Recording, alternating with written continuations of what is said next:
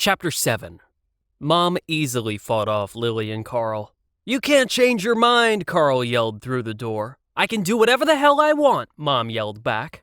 "The contract says that you will get the baby after it is born, and the baby has not been born. So I am keeping it, at least for a few months. Now if you excuse me, I have to go back and play my computer game." This was her dream life.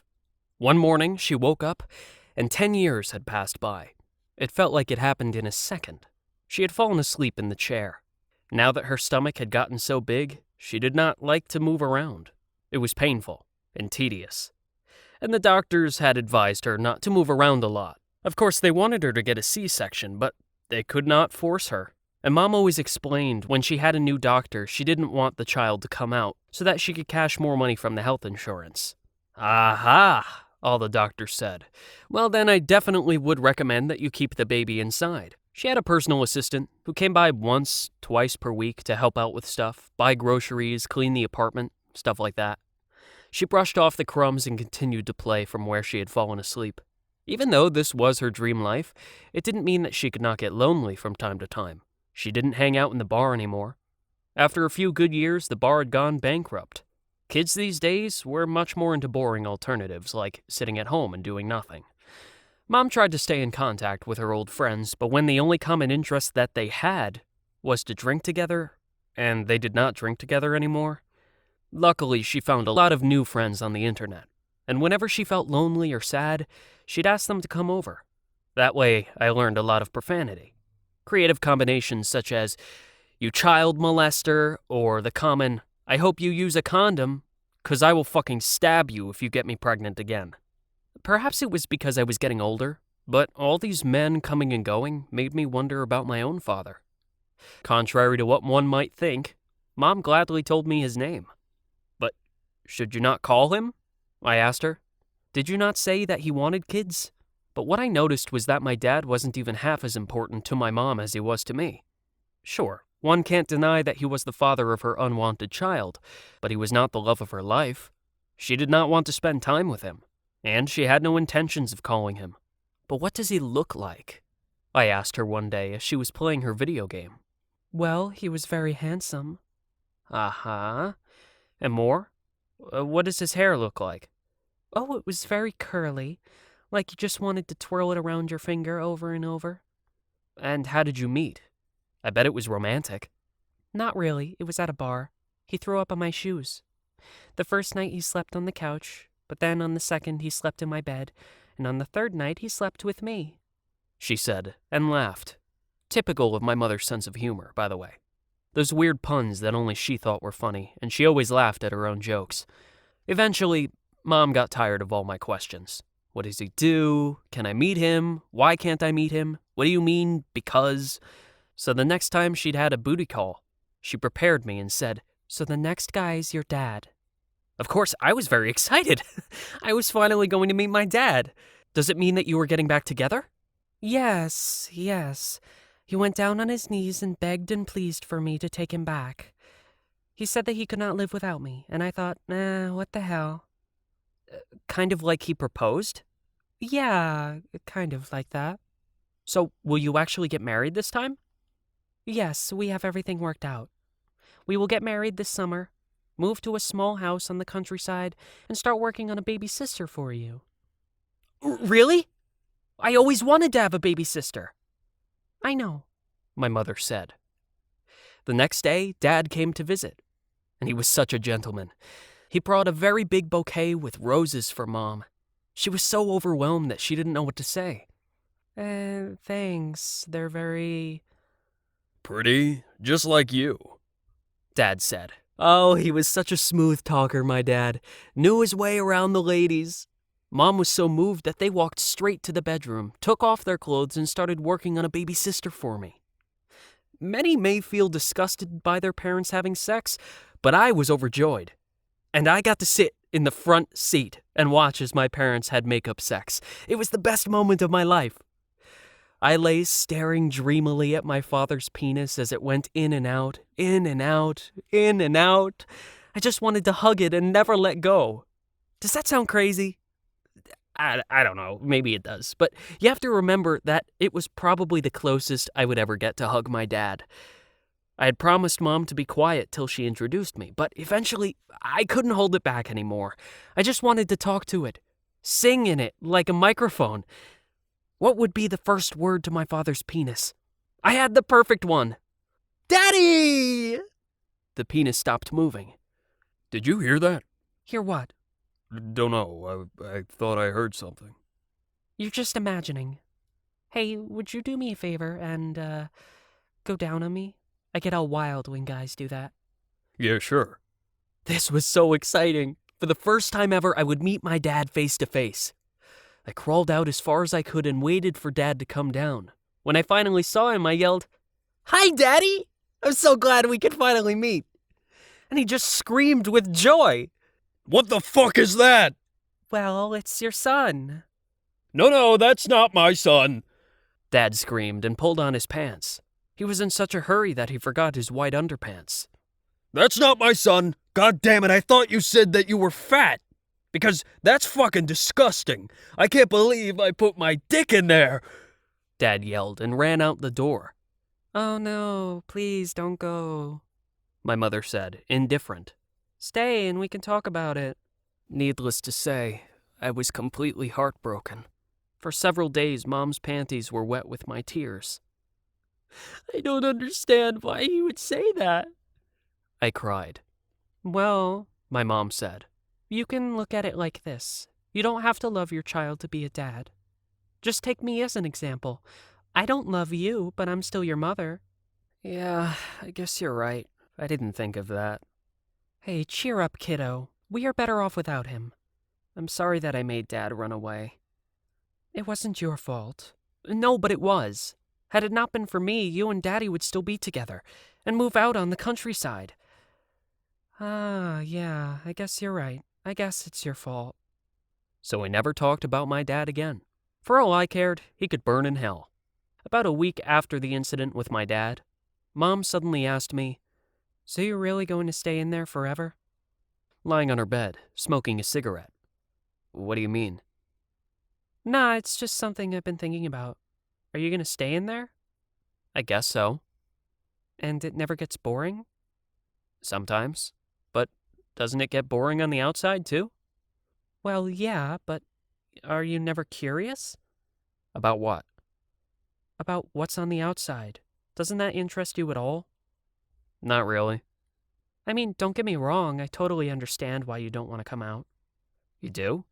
Yeah, Mom said and inhaled. But still, what are you going to do when I die? Never really thought of that. I guess I will just stay in here.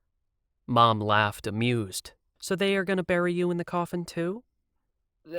No, I said, like it was preposterous. Of course not. But then she got me thinking. She did raise a good point. Even disregarding the obvious problem with the accommodation, if Mom died, I would not have any blood to drink. So I would have to start thinking about house and food. House and food. Which meant I would need some kind of job to support myself. Just thinking about it made me all sweaty and nervous, like the whole world was falling down on me. No. I would not take this. Why would I have to get a job? When it was clearly Mom's responsibility to make sure that I had somewhere to live and blood to drink after she had died. Why do you worry so much? Mom said. I won't die for another 50 years. And how much is that? 50 years? It's a long time. Okay. I was a little worried there, I said, and forgot about it the next second. And there it was again. The awkward feeling that she was responsible for me. She always felt bad when she tried to forget about it, and she always tried to forget about it. The thing was, of course, she could just ignore taking care of me. It would only be a problem after she died. And then she would be dead, so she would not have to care. Can I get a hallelujah? But we all knew it was more complicated than that. Hey, Sir Lanka. Speaking about 50, maybe I should teach you to count and read. That sounds terrible. Why would I want that? Because you can't stay in there forever. I know, but what does that have to do with anything? Because when I'm dead, you are going to have to take care of yourself. No. You are my mother. You are gonna have to take care of me until I'm dead. No, I don't, Mom said, annoyed. You know what? I'm just going to fast forward past this whole conversation. You get the point. Mom wanted to teach me how to count and read, and I really didn't want to learn how to count and read, which I clearly stated. I kicked and screamed, but my mother did not give a shit. She ordered some stuff online, then pulled down her panties, placed the book between her fat legs so we both could see, and then she opened the first page. See here? The first letter in the alphabet is the letter A. A as in anabolic steroids, she said, pointing at the big, overly muscular guy as he flexed his muscles. Can you say it? Anabolic steroids. Hey, stop crying. If you don't say the word, I'll pinch my legs together so tight with so many layers of underpants that you will suffocate in there. Anabolic steroids, I sobbed. You don't have to threaten to kill me. Get over yourself. Now the next letter is B. B as in boob job. And then there was a picture with a daddy and his 14-year-old daughter as the doctor explained how they would carry out the operation. What's a boob job? It's when you pay someone to put silicone in the breasts to make them look bigger. Kind of like what you have? Yes, Sir Lanka. That's exactly what Mommy has. I have to say that she actually made an honest attempt. Every time I gave her shit, she just remembered all the times she had given her parents a hard time, thinking that it must be bad karma. But in the end, she didn't have the patience to teach someone who didn't want to listen. It had only got worse as I hit puberty. Eventually, she threw the books into the wall and screamed that it was my own fault if I did not understand that she just was trying to help. After 4 years, I had passively learned how to read and write, but then that stopped. Puberty took me for a ride, and things would never be the same again. Up till this point, I had not felt sorry for myself, but just to be alive suddenly made me cry. I really took the whole teenage I never asked to be born thing to a whole new level. I grew in my mom's stomach. I tickled her guts just to get her attention. My head was full of worn-out dreams. I wanted a revolution. I was an idealist, a blood-sucking vegetarian, and I hated my mom. Everything she did was stupid. The most embarrassing thing was that she could toss out one homophobic cliché after another when she had been drinking. Those damn homosexuals are stealing our jobs. I ain't a homophobe, she said one day. I just don't like gay people. They're lazy. All they do is to take advantage of our benefit system. We can't help everybody. And did you know that it's illegal to be hetero in some gay countries? It's punishable by death. And then they come here and expect us to be so tolerant towards them, when all they want to do is force everybody else to convert to homosexuality. It is like I always say, when in Rome, do as the Romans, right? Ain't I right? She said on the channel her guild used when they were playing, so they could communicate with each other. Mom, I facepalmed myself. That's so homophobic. No, but that is true, Mom said, talking with somebody else in her headset. You can actually convert to heterosexuality if you want to. There are camps where people send their kids and they come back completely heterosexual. Yeah, right. Why would you want to convert to homosexuality? This was so terribly embarrassing that I could not listen to it anymore, and I went back to writing poetry in my room. I could not wait till I was old enough to move away from here and get my own apartment. By the time I turned 16, our relationship was at an all-time low. There were times when we physically were fighting. I kicked her in the stomach, and Mom bashed me over the head over and over again with the keyboard from the computer. But mostly, we were just screaming at each other. Oh, okay. So you can scream that you hate me as many times as you want, but as soon as I say you're a worthless piece of shit with no real friends, then suddenly you start to cry? But that's not the same thing, Mom cried. You have no idea how you have ruined my life. Like how? In what way have I possibly ruined your life? Do you think I enjoy spending all my time sitting locked up in this chair? I haven't been outside in 13 years. I wanted to have an abortion when you were a baby, but I kept thinking, no, Sir Lanka doesn't want to die, so I probably should let him live, Mom said and howled. Mom, I'm so sorry. I had no idea. I always thought that you liked sitting at home doing nothing. Of course not. Who would like to sit locked up here all his life? I can barely even move. There is nothing to do. I have no friends. It just feels like I've been wasting the last 16 years of my life. Yeah, when you describe it like that, it actually sounds kind of horrible.